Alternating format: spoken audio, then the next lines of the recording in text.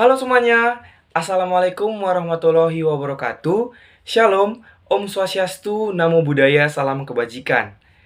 Yang pertama dan yang paling utama, marilah kita ucapkan puji dan syukur kehadirat Tuhan Yang Maha Esa, di mana atas berkat dan karunia-Nya kita masih dalam keadaan sehat sampai saat ini.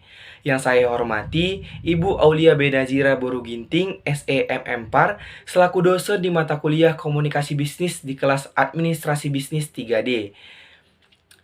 Nah, dan yang saya banggakan teman-teman sekalian yang menonton video saya ini. Nah, ada pepatah mengatakan tak kenal maka kenalan.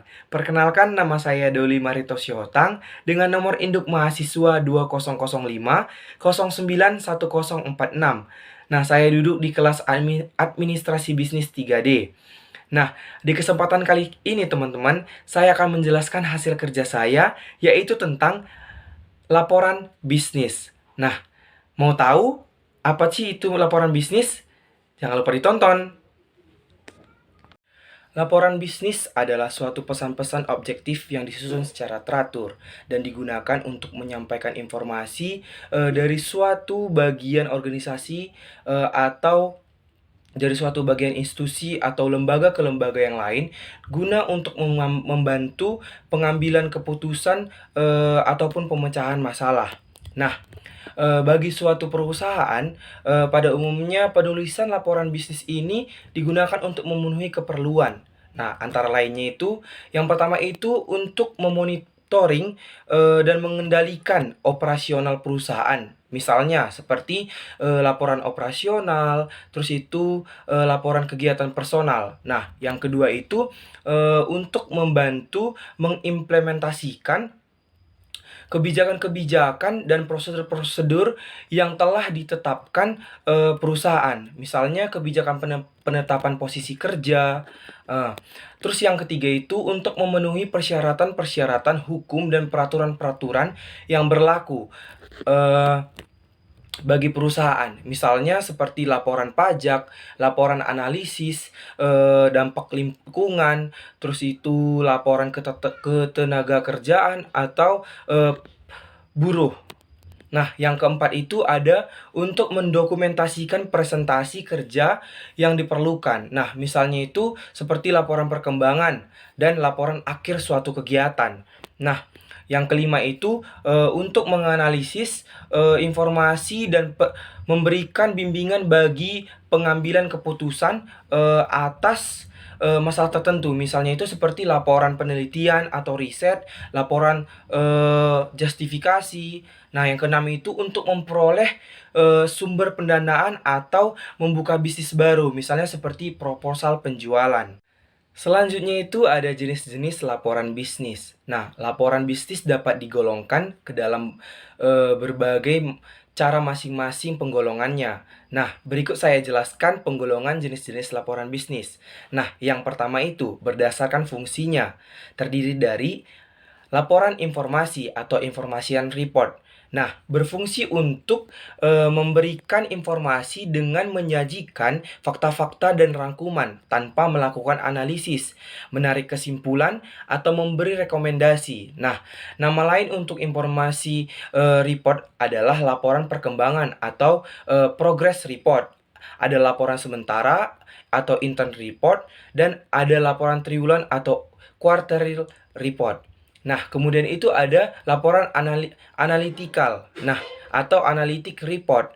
Nah, dalam laporan ini menyajikan fakta-fakta, menganalisis dan menafsir, kemudian mengambil kesimpulan dan memberi rekomendasi atau recommendation report, usulan atau proposal ataupun laporan justifikasi. Nah, yang kemudian itu, yang kedua itu ada berdasarkan subjeknya. Nah, suatu laporan dapat dibedakan berdasarkan departemen tempat laporan tersebut diperoleh. Nah, sebagai contoh adanya laporan akuntansi, laporan periklanan, laporan pengumpulan kredit, ada laporan pembelanjaan, ada laporan asuransi, ada laporan pemasaran, ada laporan ekonomi, ada laporan produk, ada laporan personalia, ada laporan statistik, dan ada laporan-laporan teknik lainnya. Nah, yang ketiga itu ada berdasarkan formalitasnya. Nah, terdiri dari Yang pertama laporan formal atau log report. Nah, laporan formal ini pada umumnya berbentuk panjang. Nah, lebih dari 10 halaman dan mencakup masalah-masalah kompleks. Demikian, pengertian panjang bervariasi tergantung pada situasi dan kondisi yang ada. Nah, laporan formal mencakup 3 bagian penting, yaitu yang pertama itu body text. Nah, pendahuluan, isi, dan penutup. Nah, kemudian itu ada prefatory part. Nah, di sini berisi tentang sampul, judul, halaman, surat kewenangan, penerimaan, persetujuan, ada pengiriman, ada penghargaan, ada sinopsis, ada abstrak, ada rangkuman eksekutif, ada daftar isi, dan ada pula daftar tabel. Nah, kemudian itu yang ketiga itu ada suplemen part. Nah, di sini terdiri dari lampiran, daftar pustaka, catatan akhir, daftar istilah, dan indeks. Nah, kemudian itu ada laporan informal atau short report. Nah, laporan informal ini biasanya hanya mencakup badan teks. Namun demikian, sejumlah laporan informal mencakup judul halaman, pengiriman, catatan akhir, dan lampiran. Nah, kemudian itu ada berdasarkan keasliannya. Nah, yang pertama itu ada laporan otoritas, adalah suatu laporan yang dibuat berdasarkan permintaan dan kuasa dari komite atau orang lain. Nah, kemudian itu ada laporan sukarela. Nah, laporan sukarela ini ialah suatu laporan yang dibuat atas inisiatif sendiri. Nah, kemudian itu ada laporan swasta. Laporan swasta ini adalah suatu laporan yang dibuat oleh perusahaan swasta. Nah, kemudian itu yang terakhir ada laporan publik. Nah, laporan publik ini adalah suatu laporan yang dibuat oleh lembaga-lembaga pemerintah, termasuk sekolah-sekolah, rumah sakit, universitas negeri, ataupun lembaga-lembaga yang dibiayai oleh negara. Nah, kemudian itu ada jenis laporan bisnis berdasarkan frekuensinya. Nah, yang pertama itu laporan berkala atau periodic report. Nah, laporan ini dapat disusun secara harian, mingguan, bulanan, ataupun semesteran, ataupun bahkan tahunan. Nah, termasuk dalam laporan berkala antara lain laporan bursa, saham setiap jam. Nah, kemudian itu laporan penjualan setiap hari, kemudian itu ada laporan biaya per minggu, atau setiap minggu. Nah, ada juga laporan produksi setiap bulan. Nah, ada juga laporan komite setiap kuartal. Nah, kemudian ada juga laporan anggaran setiap tahunan. Nah, kemudian itu ada laporan khusus atau special report. Nah, laporan khusus ini ditulis ketika ada kebutuhan terhadap suatu informasi yang unik atau khusus. Nah, seperti munculnya krisis dalam perusahaan. Nah, kemudian itu ada jenis laporan bisnis berdasarkan jenisnya. Nah, yang pertama itu laporan memorandum. Nah, atau periodic report. Laporan yang digunakan format memo, yaitu mencantumkan kepada dari subjek dan tanggal. Nah, kemudian itu ada laporan surat atau letters report. Nah, laporan surat ini ialah laporan yang menggunakan format surat dengan kepala surat yang di dalamnya berisi alamat, salam pembuka, penutup, tanda tangan, dan referensi. Nah, kemudian itu ada laporan dalam bentuk cetakan. Nah, laporan ini dalam bentuk cetakan ini memiliki judul yang sudah tercetak. Nah, instruksi dan baris-baris kosong. Kemudian itu ada laporan formal atau formal report. Nah, laporan formal ini biasanya lebih panjang daripada laporan informal. Nah, laporan formal ini sering juga disebut dengan laporan panjang atau long report. Nah, berikutnya itu ada jenis-jenis laporan bisnis berdasarkan kegiatan proyek. Nah, dalam melakukan suatu proyek terdapat 3 jenis laporan. Nah, yaitu yang pertama itu laporan pendahuluan. Nah, laporan pendahuluan ini mencakup persiapan suatu proyek atau hasil yang diharapkan dan cara melakukan pelatihan pegawai. Nah, kemudian itu ada laporan perkembangan atau progress report. Nah, mengenai perkembangan pelaksanaan proyek secara berkala. Kemudian itu ada laporan akhir atau final report. Nah, laporan akhir ini berisi tentang mengenai akhir dari suatu pelaksanaan suatu proyek tersebut. Nah, ini yang terakhir adalah jenis laporan bisnis berdasarkan pelaksanaan pertemuan. Nah, yang pertama itu agenda. Agenda ini adalah suatu dokumen yang ditulis sebelum pertemuan berlangsung. Nah, mencakup jadwal pelaksanaan dan topik yang akan dibahas dalam pertemuan. Nah, kemudian itu ada resolusi atau resolution. Nah, ini resolusi ini adalah laporan singkat yang secara formal berisi pengumuman hasil konsensus suatu pertemuan. Nah, kemudian itu ada notulen atau minutes. Notulen ini adalah laporan resmi dalam suatu pertemuan yang telah berlangsung. Nah, mencakup catatan semua hal yang terjadi dalam sebuah pertemuan. Nah, kemudian itu ada laporan pertemuan atau proceedings. Laporan pertemuan ini ialah suatu laporan resmi yang cakupan bahasanya luas dan berisi hasil-hasil dari pertemuan kita. Nah, selanjutnya itu ada persiapan penulisan laporan bisnis. Nah, persiapan adalah sesuatu yang sangat penting dalam segala aspek.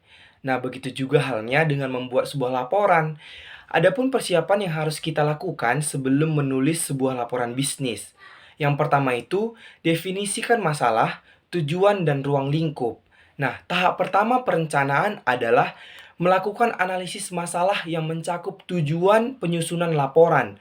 Nah, jawaban terhadap pertanyaan-pertanyaan akan membantu dalam menetapkan masalah, tujuan, ruang lingkup, dan judul suatu laporan kita. Nah, kedua itu pertimbangkan siapa yang menerima laporan tersebut. Nah, dalam mempersiapkan laporan bisnis, perlu dipertimbangkan berbagai hal yang berkaitan dengan audiens. Nah, hal ini bertujuan agar laporan bisnis yang ingin disampaikan kepada audiens dapat mengenai sasarannya. Nah, yang ketiga itu ada menentukan ide atau gagasan. Nah, dalam tahap ini, tuliskan semua ide yang terlintas secara umum. Nah, kemudian buatlah laporan berdasarkan rencana kerja yang rinci. Nah, untuk beberapa laporan, rumuskan hipotesis sebagai dasar untuk menentukan informasi apa yang diperlukan. Nah, yang keempat itu ada mengumpulkan bahan yang diperlukan. Nah, tahap keempat ini teman-teman adalah mengumpulkan fakta-fakta yang diperlukan dari sumber-sumber yang terpercaya. Nah, untuk beberapa laporan mungkin Anda mempunyai data dalam ingatan Anda. Nah, namun diperlukan juga mencari data-data tambahan dengan melakukan penelitian. Nah, yang kelima itu ada menganalisis dan menafsirkan data. Nah, untuk laporan singkat, tahap ini hanya memerlukan waktu yang sangat singkat. Namun, untuk laporan panjang memerlukan waktu yang berlebih. Nah, berusahalah jujur dan tidak menambahkan data yang sudah relevan. Yang keenam itu ada mengorganisasi data dan mempersiapkan kerangka akhir. Nah, setelah menganalisis dan menafsirkan data secara hati-hati, Anda dapat mengorganisasi hasil temuan. Nah, dan membuat kerangka akhir. Tetapi sebelum menyiapkan kerangka, Anda perlu tahu tubuh laporan dan mempertimbangkan berbagai metode pengorganisasian dan kerangkanya. Nah, kemudian itu ada perbedaan laporan bisnis pendek dan laporan bisnis panjang. Nah, berikut akan saya jelaskan. Nah, laporan bisnis pendek. Nah, hanya terdiri dari 1-5 halaman. Nah, jarang dilengkapi kata pengantar, daftar isi, dan abstrak. Nah, kemudian itu lebih menekankan pada isi laporan. Nah, kemudian itu laporan bisnis panjang. Sedangkan laporan bisnis panjang jumlahnya lebih banyak daripada laporan pendek. Kemudian itu menggunakan kata pengantar, daftar isi, dan abstrak. Nah, kemudian itu yang terakhir lebih menekankan pada perumusan masalah, outline, rencana kerja, dan penelitian serta analisis data. Baik, cukup sekian penjelasan saya mengenai laporan bisnis. Lebih kurangnya saya minta maaf. Jika ada kesalahan kata-kata maupun tingkah laku dalam video ini, saya minta maaf. Semoga penjelasan saya di video ini bermanfaat bagi teman-teman sekalian. Cukup sekian penjelasan dari saya. Sekian dan terima kasih. Dadah!